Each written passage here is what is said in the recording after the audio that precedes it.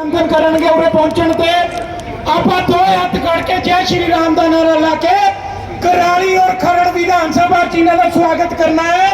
दो हाथ खड़े करके जय श्री राम, जय श्री राम, जय श्री राम, जय श्री राम।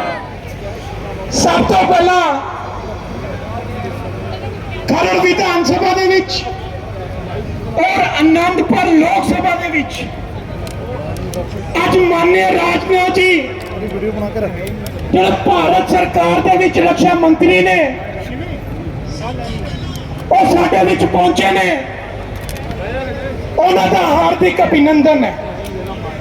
इन्हां दे नाल साडे लोक सभा के उम्मीदवार ते साडे हरमन प्यारे ते मेरे वड्डे वीर सुभाष शर्मा जी का भी पूरे पहुंचने ते स्वागत है।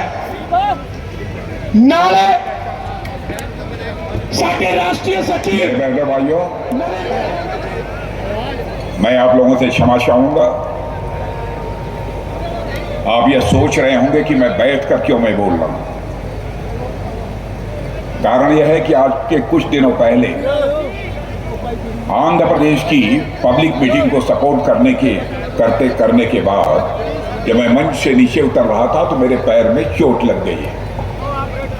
डॉक्टर्स ने कहा कि 5-6 दिन आराम की जरूरत है, लेकिन आराम मिल नहीं पा रहा है। मैंने कहा चोट लगी है तो लगी रहे, जब तक तीसरी बार मोदी जी के नेतृत्व में सरकार नहीं बन जाएगी तब तक मैं चैन नहीं लूंगा, आराम नहीं करूंगा। इसीलिए हमारे इस गुस्ताखी को आप माफ कीजिएगा। हमारे कैंडिडेट यहाँ के Shri Shivaji Sharma, national secretary Shri Narendra ji Raina, Lok Sabha incharge Shri Sardar Kewal Dhillon, Sukhwinder Singh Goldi Lok Sabha convener, state secretary BJP Punjab Bhanu Pratap Rana, Sanjeev Vashisht district president, Kamal Saini Kharar Vidhan Sabha and Chamkaur Sahib Vidhan Sabha से दर्शन सिंह शिवजोत, भूपेंद्र सिंह जी चुरासमा हमारे फॉर्मर मिनिस्टर हैं गुजरात के, बड़े सीनियर लीडर हैं, श्रीमती अंजोत कौर रामूवालिया, श्री अभिषेक गुप्ता। यहाँ मौजूद मेरे सभी सम्मानित बहनों एवं भाइयों, एक बार बोलिए बोले सो निहाल, जय श्री राम, भारत माता की। मेरे बहनों भाइयों, आज जिस आनंदपुर साहिब में मैं यहां पर मौजूद हूं, मैं जानता हूं कि इस आनंदपुर साहिब की स्थापना गुरु तेग बहादुर जी ने की है और गुरु गोविंद सिंह जी ने लंबे समय तक यहां पर रहकर खालसा पंथ की स्थापना की है। इसलिए सबसे पहले मैं इस आनंदपुर साहिब की पवित्र धरती को अपना शीश झुकाकर मैं नमन करता हूं।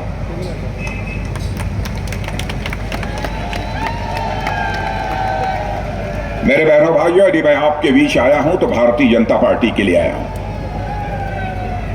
सुभाष शर्मा को बोलते हुए मैंने पहली बार सुना है।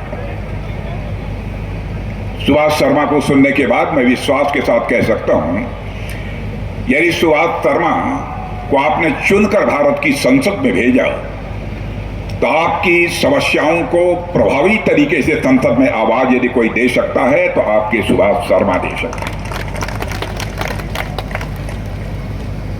यहां पर आम आदमी पार्टी की सरकार है।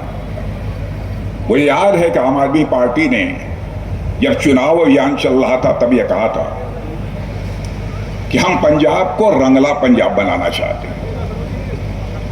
बहनों भाइयों, रंगला पंजाब बनाने की बात तो दूर, इसको कंगला पंजाब बना दिया।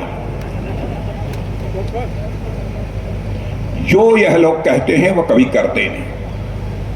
इनके नेता ने भी अपने गुरु अन्ना हजारे को ठगा, दिल्ली की जनता को ठगा।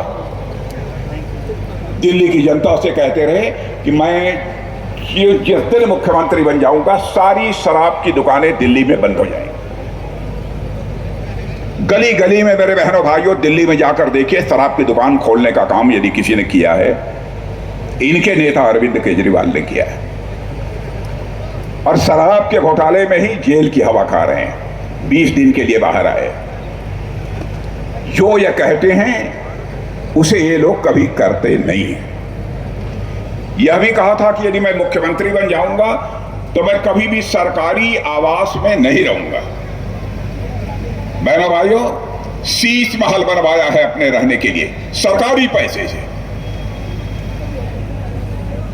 और आपने सुना होगा कि उसी शीश महल में जो इनका आवास है, इन्हीं की पार्टी की सांसद स्वाति मालीवाल की लात घूसों से पिटाई की गई, महिला को बाल पकड़कर जमीन पर गिराया गया। यह है इनकी पार्टी का चरित्र। जो कहते हैं वो करते नहीं। और बहनों भाइयों, मैं विश्वास के साथ कह सकता हूं, हिंदुस्तान की अकेली राजनीतिक पार्टी भारतीय जनता पार्टी है, जो कहती है वह करती है। और मैं जो कुछ भी बोलने जा रहा हूं, हमारी कहीं कोई बात गलत हो, प्रेस के दोस्तों से भी कहूंगा, मेरी आलोचना आप कर दीजिएगा, मैं उसका स्वागत करूंगा। क्योंकि आज तक जो मैंने राजनीति की है अपनी जिंदगी में, जनता की आंखों में धूल झोंक कर कभी राजनीति नहीं की है, जनता की आंखों में आंख डालकर राजनीति की है। हमारे यहां कोई व्यक्ति गलत बोल सकता है, जो कहे वह न हो, यह हो सकता है, लेकिन हमारी पार्टी जो कहेगी बहनों भाइयों वही करेगी। हमारे कहने और करने में, हमारी कथनी और करनी में, हमारे वर्ड्स और डीड में कभी अंतर नहीं रहा। नेताओं के कहने और करने में अंतर होने के कारण, जनता से बार बार झूठ बोलने के कारण ही जनता पर से लोगों का विश्वास ही समाप्त, जनता का नेताओं पर से विश्वास ही समाप्त हो गया। और यह क्राइसिस ऑफ क्रेडिबिलिटी, विश्वसनीयता का संकट भारत की राजनीति में सारी राजनीतिक पार्टियों ने पैदा किया। लेकिन इस क्राइसिस ऑफ क्रेडिबिलिटी, विश्वसनीयता के संकट को चुनौती के रूप में भारत की राजनीति में यदि किसी ने स्वीकार किया है, हमारी और आपकी पार्टी भारतीय जनता पार्टी ने स्वीकार। मैं याद दिलाना चाहता हूं, हमारे सारे अब तक के इलेक्शन मैनिफेस्टो उठाकर आप देख लीजिए। जब जब हमारी सरकार बनी है, अपने इलेक्शन मैनिफेस्टो में जो भी हमने कहा है उसे पूरा किया है कि नहीं किया है। हमने कहा था बहुत पहले, जब हमारी सरकार बन जाएगी, धारा 370 को, जो जम्मू कश्मीर को जो विशेषाधिकार प्राप्त है उसे समाप्त करेंगे। जो हिंदुस्तान के अन्य राज्यों का दर्जा है वही जम्मू कश्मीर का दर्जा होगा। बहनों भाइयों, संसद के दोनों सदनों में बहुमत मिलते ही चुटकी बजाकर धारा 370 समाप्त करेंगे। हम लोगों ने कहा था 1984 में, मुझे याद है, हम लोग छोटे थे, नारे लगाते थे, राम लला हम आएंगे, मंदिर यहीं बनाएंगे। ये कांग्रेस के लोग कहते थे, हाँ हाँ राम लला हम आएंगे, मंदिर यहीं बनाएंगे, लेकिन तारीख नहीं बतलाएंगे। लेकिन हम लोगों ने कहा कि हम राम मंदिर बनाकर रहेंगे। मैंने भाइयों, आपने देख लिया, अयोध्या की धरती पर भव्य राम का मंदिर बन गया। हमारे प्रधानमंत्री ने धर्माचार्यों के मार्गदर्शन में 22 जनवरी को रामलला की प्राण प्रतिष्ठा कर दी। भव्य आयोजन हुआ वहां पर। अब आप लोगों को क्या लगता है मैं नहीं जानता, लेकिन जितना मैं धर्म, अध्यात्म और राजनीति के बारे में जानता हूं, उस आधार पर मुझे लगता है रामलला अब अपनी कुटिया से, अपनी झोपड़ी से निकलकर अपने महल में प्रवेश कर चुके हैं। भारत में राम राज्य आकर रहेगा मेरे बहनों भाई।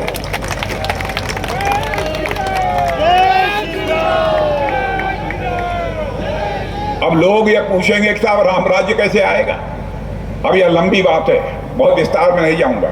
जिस दिन लोगों के अंदर सेंस ऑफ रिस्पॉन्सिबिलिटी, दायित्व का बोध पैदा हो जाएगा कि हमें परिवार के लिए क्या करना है, देश के लिए क्या करना है, समाज के लिए क्या करना है, मानव मात्र, जीव मात्र के लिए क्या करना है, जिस दिन इस जिम्मेदारी का लोगों को एहसास हो जाएगा, उसी दिन मान लीजिएगा कि भारत में राम राज्य आ गया। कैकेयी के अंदर दायित्व बोध, कर्तव्य बोध, सेंस ऑफ रेस्पॉन्सिबिलिटी नहीं थी। इसी कारण संकट पैदा हुआ और भगवान राम को जंगल जाना पड़ा। इसीलिए मुझे लगता है कि अब देश की जनता के अंदर जब से हमारी सरकार आई है, लोगों को लगने लगा है कि देश के प्रति हमारी यह जिम्मेदारी बनती है, यह काम मुझे करना चाहिए। धीरे धीरे यह बढ़ता जाएगा। कौन इस सच्चाई को नकार सकता है? अंतर्राष्ट्रीय जगत में भारत की प्रतिष्ठा बढ़ी है मेरे बहनों भाई।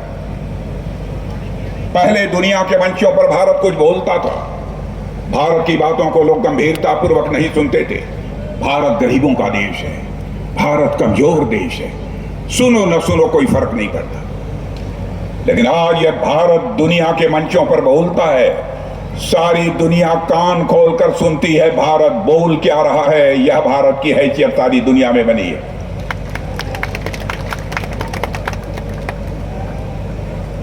धन दौलत के मामले में सारी दुनिया में यह धारणा थी कि भारत गरीबों का देश है। बहनों भाइयों, प्रधानमंत्री मोदी जी ने करिश्मा किया है।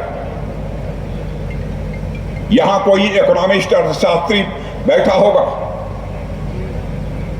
हमारी बात गलत हो तो उस पर वह कमेंट अपने भेज सकता है। 8 वर्षों के अंदर ही भारत में 25 करोड़ लोगों को गरीबी रेखा से बाहर करने में कामयाबी हासिल की। ये मैं नहीं कह रहा हूं, हमारे नीति आयोग ने कहा मेरे बहनों भाई, अन्य दुनिया के अर्थशास्त्रियों ने कहा है, फाइनेंशियल फर्म्स ने कहा है। यह भारत की ताकत है। पहले हमारा भारत धन दौलत के मामले में, अर्थव्यवस्था के आकार के मामले में दुनिया के देशों में 11वें स्थान पर खड़ा था। 8 वर्षों के अंदर ही हमारी सरकार ने वह करिश्मा किया है जो भारत धन दौलत के मामले में, इकोनॉमी के मामले में, अर्थव्यवस्था के मामले में दुनिया के देशों में 11वें स्थान पर खड़ा था। आज मेरे बहनों भाइयों वह जंप लेकर 5वें स्थान पर आ गया है। सारी दुनिया के अर्थशास्त्री कहते हैं दुनिया में सर्वाधिक तेजी से आगे बढ़ने वाली अर्थव्यवस्था किसी देश की है तो भारत की है।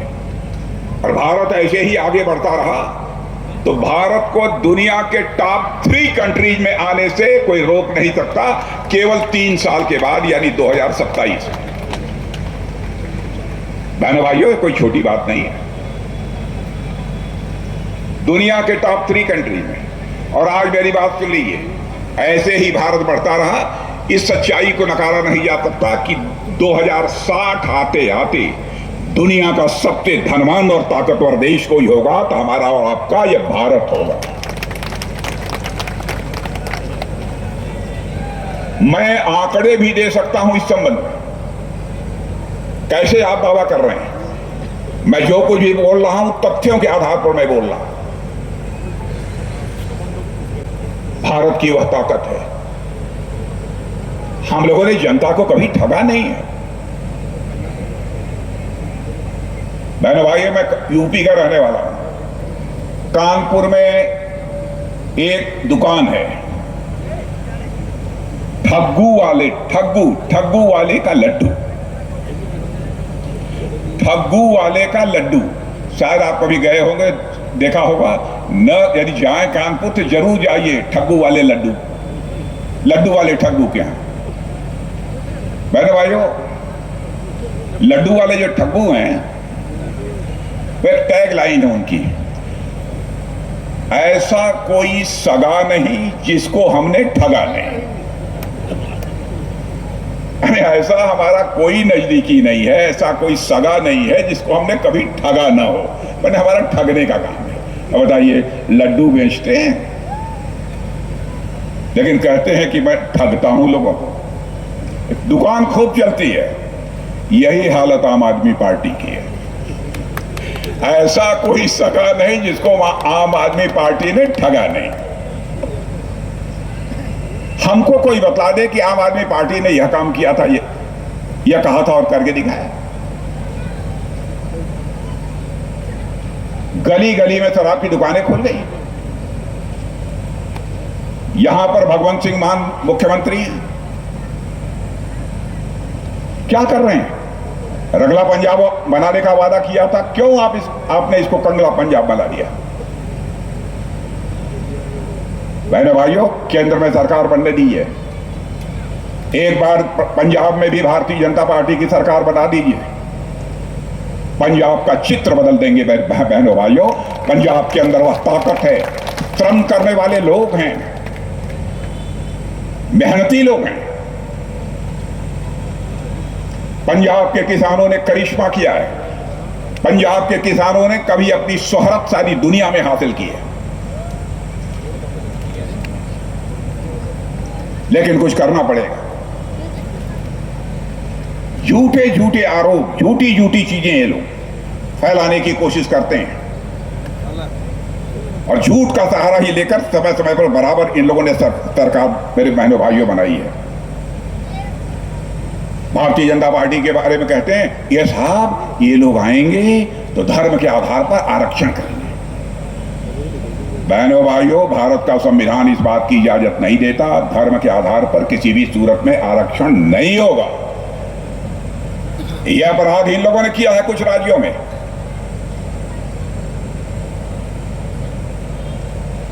केवल वोट हासिल करने के लिए एक समुदाय का। हम राजनीति केवल सरकार बनाने के लिए नहीं करते हैं, हम राजनीति करते हैं तो देश बनाने के लिए राजनीति करते हैं। बहनों भाइयों, केवल सरकार बनाने के लिए हम राजनीति नहीं करते। क्या क्या नहीं किया है इन लोगों ने। झूठ बोलते हैं, भारत में सबसे ज्यादा महंगाई है, भारत में सबसे ज्यादा गरीबी है। मैं केवल एक बात मैं कहना चाहता हूं, दुनिया का सबसे ताकतवर देश अमेरिका है ना, सबसे ताकतवर देश अमेरिका है ना। आप उठाकर इंटरनेट पर जाइए, देख लीजिए, वहां के एम्बेसडर हैं, भारत में वहां के एम्बेसडर हैं मिस्टर गारसेटी। मिस्टर गारसेटी ने एक स्थान पर बोलते हुए यह कहा, if you want to see the future come to India. यदि भविष्य देखना चाहते हो तो भारत आओ। If you want to feel the future come to India. यदि भविष्य महसूस करना चाहते हो तो भारत आओ। If you want to work on future come to India. यदि भविष्य पर काम करना चाहते हो दुनिया में कहीं मत जाओ, भारत में आओ। यह अमेरिका के राजदूत ने कहा है, जो दुनिया का सबसे ताकतवर देश है। बहनों भाइयों, भारत अब कमजोर भारत नहीं रहा है। भारत के रक्षा मंत्री के रूप में मैं कह रहा हूं, भारत अब दुनिया का ताकतवर देश बन चुका है। आतंकवाद के मामले में देखा आपने, हमने जो करके दिखाया है, हमने दे दिया अपने पड़ोसी को संदेश, आतंकवाद पर लगाम नहीं लगाओगे, भारत में आतंकवादी गतिविधियां पैदा करोगे तो समझ लेना भारत अब पहले का भारत नहीं है। भारत के अंदर वह ताकत है कि हम सीमा के इस पार भी मार सकते हैं, जरूरत पड़ी तो सीमा के उस पार भी जाकर मार सकते हैं।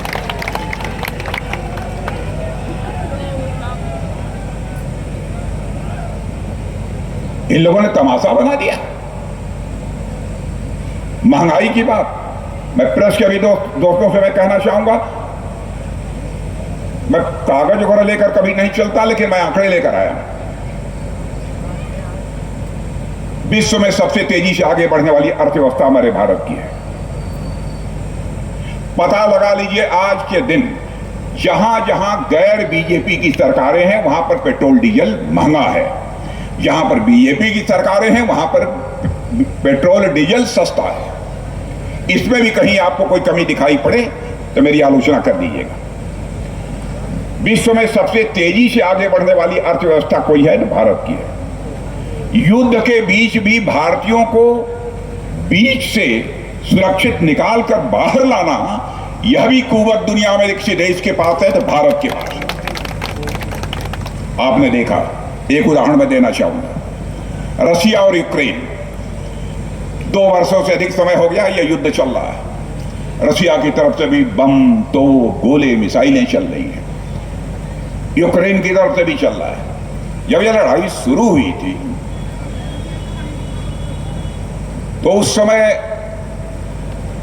हमारे जो बच्चे मैंने भारत के रहने वाले जो बच्चे वहां पर मेडिकल की पढ़ाई कर रहे थे, यूक्रेन में कोई इंजीनियरिंग की पढ़ाई कर रहा था, कोई मैनेजमेंट का कोर्स कर रहा था, उनके माता पिता जो भारत में रहते थे, उन्हें इस बात की चिंता हुई रूस इतनी तेजी से मिसाइल चला रहा है यूक्रेन के ऊपर, कहीं ऐसा ना हो कि हमारे बच्चे जहां रहते हैं वहां अगर मिसाइल गिर गई तो हमारे बच्चों की जिंदगी खतरे में पड़ जाएगी।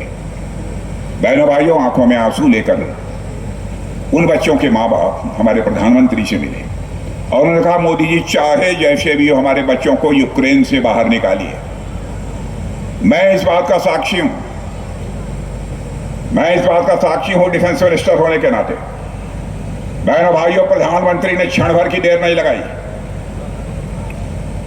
टेलीफोन मिलवाया, सीधे रूस के राष्ट्रपति मिस्टर पुतिन से बात की, यूक्रेन के राष्ट्रपति मिस्टर जेलेंस्की से बात की, और आपको जानकर गौरव होगा, सेंस ऑफ प्राइड, गौरव की अनुभूति आपको होगी। 4.5 घंटे के लिए युद्ध रुक गया। 22,500 भारत के बच्चे वहां से चलकर भारत आ गए। यह सम्मान है भारत का। दुनिया का कोई देश नहीं कर पाया इस काम को, यदि किसी ने किया तो भारत ने किया। लोग ये कहते हैं भाजपा हिंदू मुसलमान की राजनीति करने वाली है। बहनों भाइयों, हम जाति पाति पंथ इस आधार पर राजनीति करने वाले नहीं हैं। इंसाफ और इंसानियत, जस्टिस और ह्यूमैनिटी, यही हमारी राजनीति का आधार होता है। लेकिन हम अपीजमेंट भी किसी का नहीं करते हैं, तुष्टीकरण नहीं करते हैं। अब जैसे हम लोगों ने अपने इलेक्शन मैनिफेस्टो में कहा था, हम आएंगे तो 3 तलाक जानते हैं कि नहीं आप लोग? मालूम है कि नहीं? 3 तलाक की प्रथा को हम समाप्त कर देंगे। लोगों ने कहा कि साहब ये दूसरे धर्म का मामला है, आप लोगों को इस तरीके से इस पर नहीं बोलना चाहिए। बहनों भाइयों, माता बहन और बेटी चाहे किसी धर्म की मानने वाली हो, हमारी मां है, हमारी बेटी है, हमारी बहन है। उसके साथ यदि जुल्म होगा, सरकार बने अथवा न बने, उस बेटी बहन मां के साथ हम खड़े होंगे। और हम लोगों ने 3 तलाक को समाप्त करने का वचन दिया था, समाप्त कर दिया।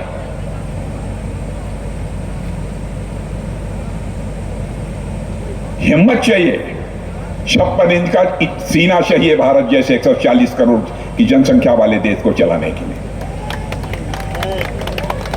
कमजोर कलेजे का कोई इंसान, बहनों भाइयों, भारत को नहीं चला सकता। चलाते रहे लोग 52 ईयर्स, 52 वर्षों तक अखंड हुकूमत की है कांग्रेस ने।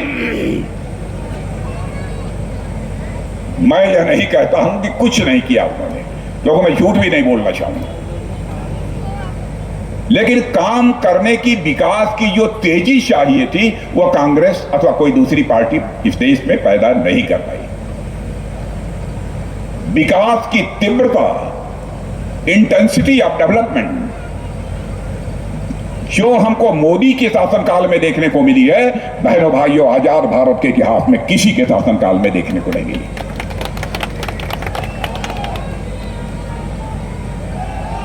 कभी कभी लाचारी कैसे दिखाया है प्रधानमंत्रियों ने। देखिए, पंडित जवाहरलाल नेहरू हो, श्रीमती इंदिरा गांधी हो, राजीव गांधी जी हो, डॉक्टर मनमोहन सिंह जी हो, मैं सभी का मैं सम्मान करता हूं। मैं किसी प्रधानमंत्री की आलोचना कभी नहीं करता हूं, क्योंकि मैं मानता हूं प्रधानमंत्री व्यक्ति नहीं होता, वह संस्था होता है। Prime minister is not a individual but he is a institution, मेरा यह मानना है। लेकिन राजीव गांधी जी ने एक बार अपनी मजबूरी जाहिर करते हुए कहा था, क्या करें, मैं प्रधानमंत्री हूं, मैं दिल्ली के बैंक से 100 पैसा नीचे भेजता हूं, केवल 14-15 पैसा लोगों के पास पहुंच पाता है, और 85 पैसा 85 पैसा यह भ्रष्टाचार की भेंट चढ़ जाती है। प्रधानमंत्री ने यह लाचारी व्यक्त की थी, लेकिन हमारे प्रधानमंत्री ने इस लाचारी को चुनौती के रूप में स्वीकार किया, और जनधन, आधार और मोबाइल क्या ऐसी त्रिमूर्ति बना दी मेरे बहनों भाइयों कि दिल्ली के बैंकों से जो भी पैसा चलता है, 100 पैसा चलता है तो 100 का 100 पैसा आपकी जेब में पहुंचता है, एक पैसा भी भ्रष्टाचार की भेंट नहीं चढ़ने वाला। इसको कोई नकार नहीं सकता। मैं नहीं कहता कि भ्रष्टाचार पूरा समाप्त कर दिया हम लोगों ने। भ्रष्टाचार को कम करने की दिशा में हम लोगों ने प्रभावी कदम उठाए हैं। यह हुकूमत भारत के अंदर है। अब देखिए, साइंस, टेक्नोलॉजी, ज्ञान विज्ञान के क्षेत्र में भी भारत कितना आगे जा रहा है। डिजिटल ट्रांजैक्शन, आपके पास मोबाइल है, मोबाइल आप दबाते हैं, जितना पैसा चाहिए बैंक से निकाल लेते हैं। लेना देना सब मोबाइल से। आपको मालूम है कि नहीं मालूम है, दुनिया का सबसे धनवान देश अमेरिका, उसके बाद चीन, वहां भी डिजिटल ट्रांजैक्शन उतना नहीं होता है जितना भारत में होता है। दुनिया में डिजिटल ट्रांजैक्शन जितना होता है उसका 46%, 46% से अधिक डिजिटल ट्रांजैक्शन यदि कहीं पर होता है मेरे बहनों भाइयों तो भारत में होता है। यह सब करिश्मा तो धरती का है। सबसे सस्ती इंटरनेट सेवा, सबसे सस्ती इंटरनेट सेवा, आपका कोई दोस्त मित्र अमेरिका में होगा, पूछ लीजिएगा, वहां से भी सस्ती इंटरनेट सेवा यदि कहीं पर है तो मेरे बहनों भाइयों भारत में है। भारत कहां जा रहा है? कांग्रेस के दोस्तों को और आपके दोस्तों को समझ में नहीं आ रहा। चंद्रमा, मेरे बहनों भाइयों, वैज्ञानिकों ने करिश्मा किया है। मुझे याद है, मैं भी साइंस का स्टूडेंट रहा हूं, विद्यार्थी रहा हूं फिजिक्स का। मैं जानता हूं हमारे वैज्ञानिकों ने चंद्रयान 2 छोड़ा था चंद्रमा पर, साउथ पोल पर पहुंचने के लिए, फेल हो गया। हमारे प्रधानमंत्री को रात को खबर मिलती है, सुबह उनके पास पहुंच जाते हैं, उनकी पीठ थपथपाते हैं, कहते हैं मेरे बहादुर वैज्ञानिकों चिंता मत करो, जो खर्च हुआ होगा, आगे जितना खर्च करना हो खर्च करो, लेकिन चंद्रयान के साउथ पोल पर पहुंचना है। और उसके बाद आपने देखा कि चंद्रयान 3 हमारे वैज्ञानिकों ने चंद्रमा के साउथ पोल पर मेरे बहनों भाइयों अपने लैंडर को उतार दिया। दुनिया का पहला देश भारत है जो चंद्रमा के साउथ पोल पर अपना लैंडर उतारने में कामयाब हुआ है। पहला देश है यह भारत। कोरोना के संकट में आपको लगता होगा कोरोना कोई बहुत सामान्य बात है, वैक्सीन नहीं बनती थी, यहां टीका जो लगता है वैक्सीन नहीं बनती थी। भारत ने करिश्मा किया है, एकदम उंगली तले, दांत तले उंगली दबा लिया दुनिया वालों ने। हमारे वैज्ञानिकों ने, प्रधानमंत्री ने बैठक की, उसके बाद करिश्मा किया, इतना वैक्सीन बनाया, कोरोना का टीका बनाया कि मैं दावे के साथ कह सकता हूं कि जितने आप लोग बैठे हैं सबको कम से कम 2 डोज कोरोना की टीका की लगी होगी, नहीं तो 3 डोज भी लगी होगी। मेरी बात गलत हो तो ताली मत बजाइए, सही हो तो ताली बजा दीजिए तो मैं मान लूंगा। दुनिया में अब चले जाइए, अमेरिका में भी तक कोई दावे से कह दे, चाइना में भी कोई दावे के साथ कह दे, और हमारे वैज्ञानिकों ने वह करिश्मा। देखिए, माहौल पर होता है, सरकार किसको कितना सपोर्ट करती है। सरकार की विल पावर, इच्छा शक्ति के अनुसार ही सारी दुनिया चलती है। जो प्रधानमंत्री बैठा है, आपको जानकारी होगी कि हम लोगों ने 140 करोड़ की जनसंख्या के भारतवासियों को ही कोरोना का टीका नहीं लगाया, बल्कि दुनिया के 100 देशों को कोरोना का वैक्सीन मुहैया कराया है आपके वैज्ञानिकों ने। दुनिया के 100 देशों को। अब फ्री राशन 80 करोड़ लोगों को सही है कि नहीं? यहाँ हमारे कुछ भाई ऐसे भी सही हो तो ताली बजाइए, ना बज बजाइए। और अगले 5 वर्षों तक यह फ्री राशन मिलता रहेगा। भारत के किसानों ने करिश्मा किया है मेरे बहनों भाई, इतना अन्न पैदा किया है, इतना अन्न पैदा किया है। इसलिए हम आपसे समर्थन मांगे आए। और इतना ही नहीं, मैं एक आंकड़ा और आप सबको मैं देना चाहता हूं। कहते हैं बेरोजगारी यहां सबसे अधिक है। मैं पत्रकार दोस्तों से भी कहना चाहता हूं कि देख लें इसको। लोग कहते हैं भाजपा सरकार में बेरोजगारी बढ़ी है, भाजपा सरकार में महंगाई बढ़ी है, यह सब हमारे ऊपर आरोप लगाते हैं। बेरोजगारी पर सतत प्रहार किया। असंगठित क्षेत्र की बेरोजगारी है, मुद्रा लोन, बहुत सारी चीजें हम लोगों ने दी हैं। मैं आंकड़ा दूंगा तो हैरत में होंगे। साउथ अफ्रीका में, ध्यान से सुनिए, साउथ अफ्रीका में 32.6% बेरोजगारी है। इराक में 15.55% बेरोजगारी है। ब्राजील में 7.9% बेरोजगारी है। इटली में 7.6% बेरोजगारी है। फ्रांस में 7.2% बेरोजगारी है। चीन में 5.3% बेरोजगारी है। अमेरिका में 3.8% बेरोजगारी है और भारत में 3.2% बेरोजगारी है। यह है भारत की ताकत, यह है भारत की ताकत मेरे बहनों भाई। मैंने कहा बात करनी है तो आंखों के आधार पर ही बात करनी चाहिए। महंगाई की बात मैं करता हूं। भारत में खाद्य सामग्री, खाने पीने वाली जो होती है, उस पर महंगाई दर 2.91% है, अपने सबसे निचले स्तर पर 2.91% है।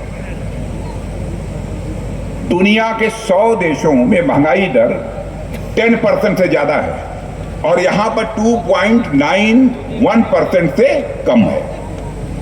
अब अमेरिका में सुन लीजिए, अमेरिका तो मैं जानता हूं, यहां के बहुत लोग रहते हैं। अमेरिका, कनाडा, कहां फ्रांस, बहुत लोग रहते हैं।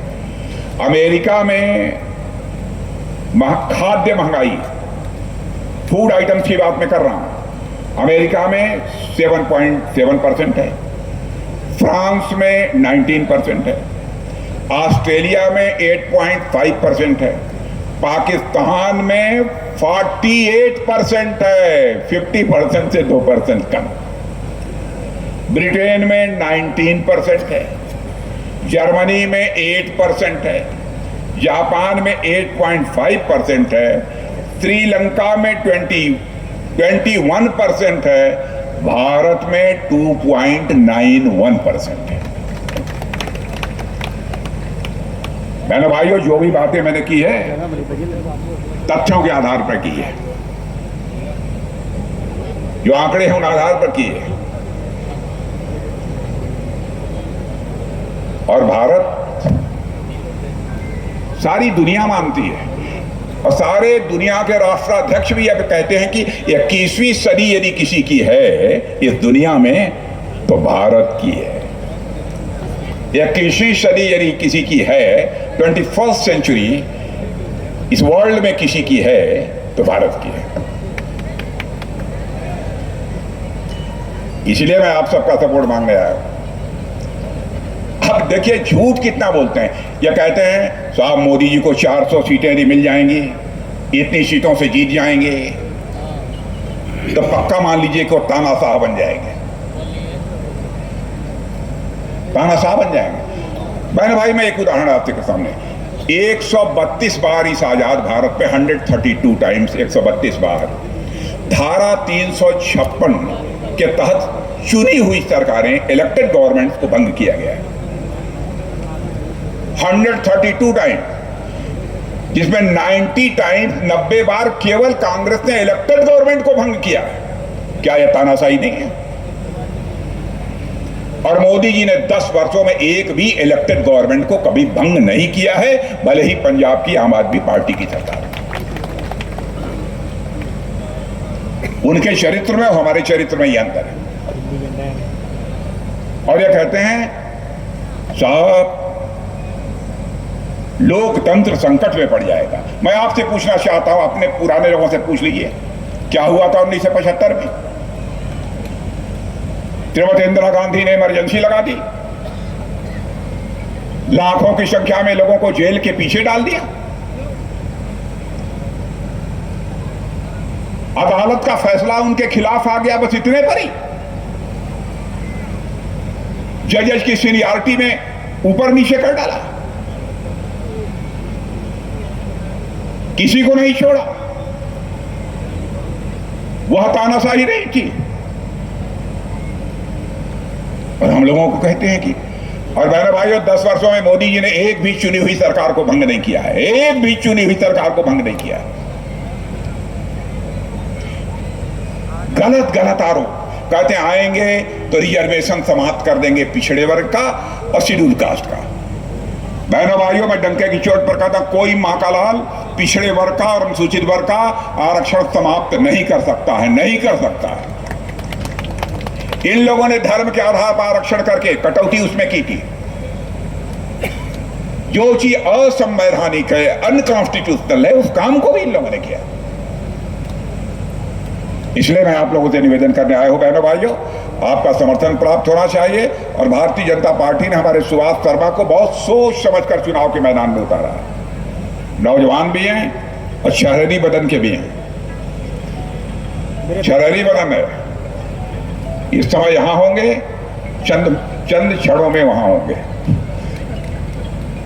और मैं समझता हूं सांसद चुने जाने के बाद जनता के साथ एक जिंदा संपर्क बनाकर रखेंगे। मुझे पूरा विश्वास है इनके शरीर और इनके चेहरे को देखने के बाद जो मैं नतीजे पर पहुंचा। तो जिता देंगे, पक्का पक्का। मैं ऐसे नहीं मानूंगा। यदि एक बार सभी लोग हाथ उठाकर तालियां बजा दीजिए तो मैं मान लूंगा कि सुभाष शर्मा को आप भारी मतों से विजय दिला देंगे। बड़े लोग एक बार फिर से बजा दीजिए, फिर से बजा दीजिए मेरे बहनों भाई।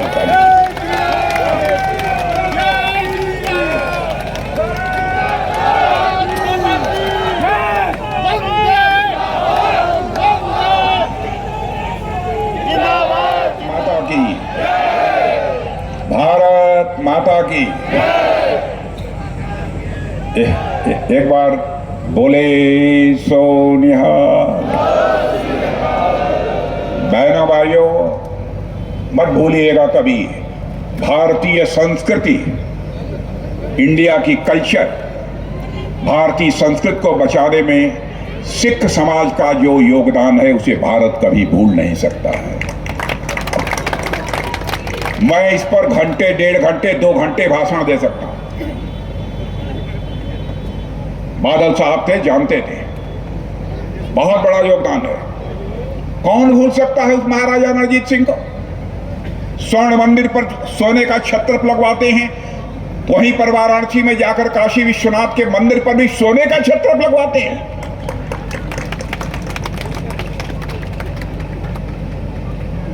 कभी कभी मैं देखता हूं आपस में कभी गलतफहमियां पैदा होती हैं। सीमाओं पर भी हमारे सिख समाज के लोग जिस बुलंदी के साथ भारत की सीमाओं की रक्षा कर रहे हैं, मेरे बहनों भाइयों, मेरा सीना चौड़ा हो जाता है।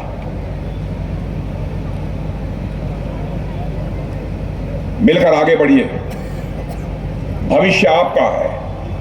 नए भारत का निर्माण होते हुए आप अपनी आंखों से देख रहे हैं बहनों भाइयों। नए भारत का नई सोच के साथ निर्माण होकर रहेगा। दुनिया की कोई ताकत हमें रोक नहीं सकती। आप सबको बहुत बहुत धन्यवाद। भारत माता की। हुण मैं कहांगा अमन जी नूं भी अपने मंच समेत स्वागत करन। अमन राणा जी, अमन जी आन। अभिषेक गुप्ता जी, साडे मंडल अध्यक्ष अभिषेक गुप्ता जी, भानु प्रताप राणा जी ते होर साडे भारतीय जनता पार्टी का परिवार आए हुए, साडे मुख्य मेहमान श्री राजनाथ सिंह जी, रक्षा मंत्री भारत सरकार, उन सभी का स्वागत करें। हमारे कुराली भाजपा मंडल अध्यक्ष अभिषेक गुप्ता जी, उनकी अगुवाई में भानु प्रताप राणा जी, भाजपा पंजाब के सेक्रेटरी बिशप